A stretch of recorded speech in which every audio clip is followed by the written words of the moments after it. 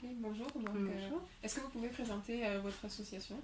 Donc, Les Enfants d'Arc-en-Ciel est une association de familles LGBT parentales. On accompagne les familles, les parents et futurs parents dans leurs projets parentaux. Quelles ont été vos motivations pour faire cette exposition? Alors, c'est une exposition qui a été créée en 2015 et notre volonté, c'était de donner de la visibilité au quotidien des familles qu'on a dans l'association.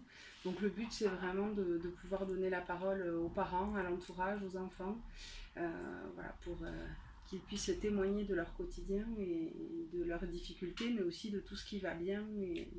Voilà. Ok. Donc, du coup, si je comprends bien, les témoignages, c'est des témoignages de gens que vous rencontrez dans votre association ou Ouais. autour de vous? Ok. C'est des témoignages issus exclusivement de personnes de l'association et aussi de leur entourage.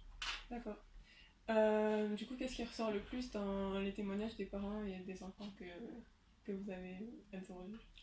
Alors, on ne les a pas interrogés, on a vraiment fait un recueil de témoignages. Donc, Ok. l'idée pour nous, c'était de montrer à quel point le quotidien peut être le même que celui de toutes les familles.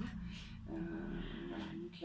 Donc, il n'y a pas forcément de choses qui ressortent plus que d'autres, mais c'est vrai que là, si on recontextualise aujourd'hui en 2018, les familles disent qu'elles aimeraient bien pouvoir arrêter de parler de leurs difficultés et justement parler de tout ce qui les rend comme les autres et à quel point elles sont intégrées et insérées dans la société et donc que ce serait logique qu'elles aient les mêmes droits.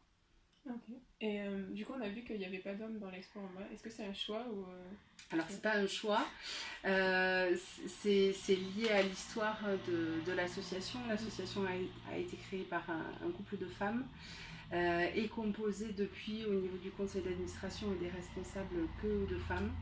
Et donc, c'est vrai que nos adhérents sont majoritairement des femmes. Donc, voilà, c'est notre domaine un petit peu d'expertise, on va dire. Ok. Voilà. Et du coup, pour finir, qu'est-ce que vous pensez du Festival des Fiertés? Est-ce que vous pensez qu'il porte bien vos revendications?